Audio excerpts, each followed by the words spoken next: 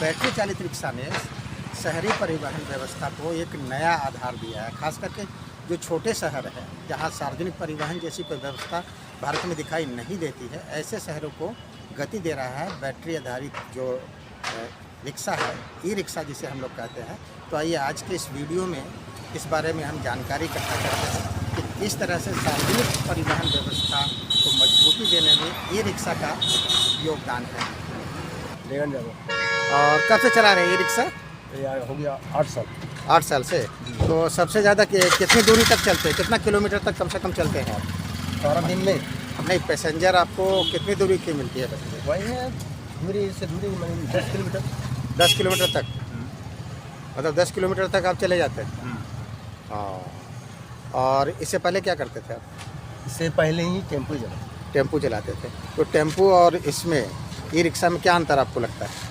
अंतर कुछ नहीं, इसमें जैसे थोड़ा ये है कि तेल का अभावित है और सेम चीज़ है, मतलब सस्ता है।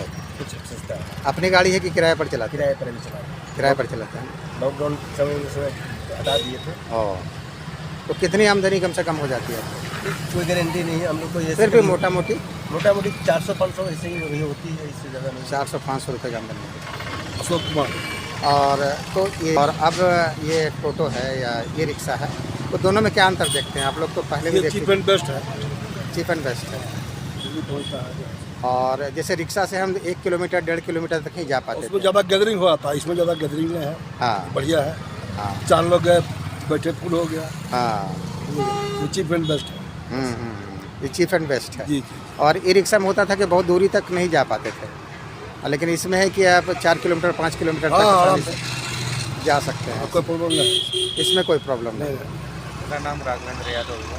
अच्छा, तो राघवेंद्र जी, ई रिक्शा देखिए कि शहरों, खास करके छोटे शहरों में एक अच्छी स्थिति में देखी जा रही है, क्योंकि यहाँ मेट्रो नहीं है। दूसरी जो सवारियाँ जो मिलती है लंबी दूरी की, बस वगैरह नहीं चलती है। हजारीबाग की बात कर रहे हैं। तो इस दृष्टि से आप ऑटो रिक्शा को किस रूप में देखते हैं? उससे तो बेटर मुझे यही लगता है कि रिक्शा। ई रिक्शा है जी।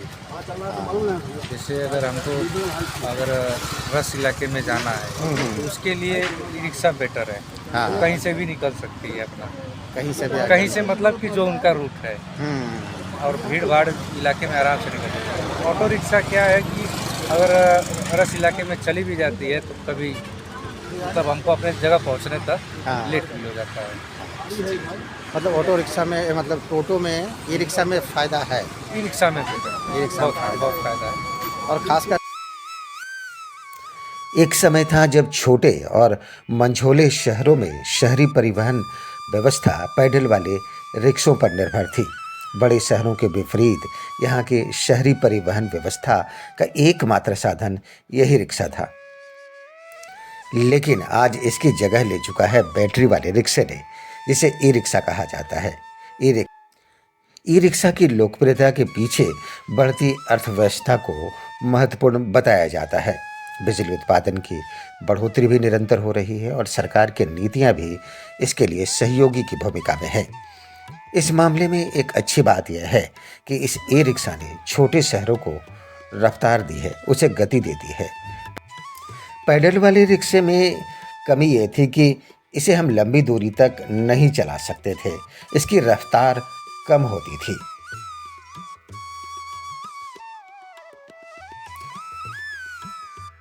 पैडल वाले रिक्शे की सबसे बड़ी कमी ये थी कि इसमें न सिर्फ रफ्तार कम थी, बल्कि इसे लंबी दूरी तक चला पाना बहुत ही कठिन भी था और श्रम साध्य भी था। ई रिक्शा शहर के एक कोने से दूसरे कोने तक आसानी से पहुंच जाता है, खासकर छोटे शहरों में। इन शहरों में इसका इस्तेमाल टैक्सी की तरह भी होता है, कई तरह से हो रहा है। छोटे शहरों के लिए यह मेट्रो भी है, ट्राम, टैक्सी और सिटी बस, सब कुछ यही ई रिक्शा ही है। एकमात्र विकल्प आज छोटे शहरों के लिए यही ई रिक्शा ही है। खाद्यान्न आदि की ढुलाई में भी एक हद तक इसका इस्तेमाल देखा जा सकता है। मतलब छोटे शहरों के लिए यह ई रिक्शा संकट मोचन की तरह है। इतना ही नहीं, ई रिक्शा रोजगार का जरिया भी बन गया है। 400 से 500 रुपये की कमाई किराए पर ई रिक्शा लेकर करने वाले बहुत सारे व्यक्ति आज आपके शहर में भी मिल जाएंगे। बहुत सारे व्यक्ति ऐसे हैं जो इकट्ठे 4-5 ई रिक्शा खरीद कर किराए पर देते हैं और अच्छी आमदनी प्राप्त कर रहे हैं। आज जिस रास्ते पर आप निकल पड़ेंगे वहाँ आगे पीछे ई रिक्शा ही दिखाई देगी। इससे यात्रियों के जेब पर भी बहुत ही अनुकूल असर पड़ा है। रिक्शा के भरमार होने के कारण यात्रियों को कम किराया का विकल्प मौजूद होता है।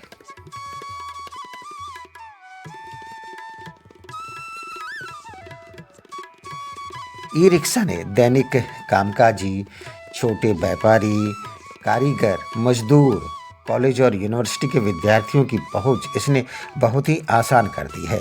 इतना ही नहीं, शहर के आसपास जो छोटे बड़े गांव और कस्बे हैं वो इसके द्वारा शहरों से जुड़ गए हैं और शहरी अर्थव्यवस्था को मजबूती दे रहे हैं, गति दे रहे हैं। जानकार बताते हैं कि ई रिक्शा ने छोटे शहरों को रफ्तार दी है, ज़रूर दी है, इसमें दो राय नहीं है, लेकिन इन शहरों के लिए भी एक मजबूत शहरी परिवहन की व्यवस्था आज की तारीख में ज़रूरी है। आपको हमारा यह प्रयास कैसा लगा, इस पर अपनी प्रतिक्रिया अवश्य दें। वीडियो को लाइक और शेयर ज़रूर करें।